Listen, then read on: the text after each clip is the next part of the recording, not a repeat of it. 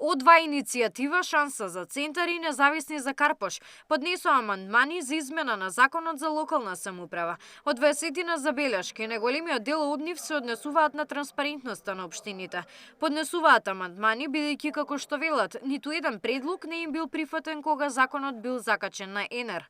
Значи, податоци кои според Законот за јавно достапни информации треба да бидат поставени на страните, зависи од општина до општина. На некои општини се поставени, одредени информации ги нема, затоа сакаме во закон да влезат точно кои информации треба да бидат доставени.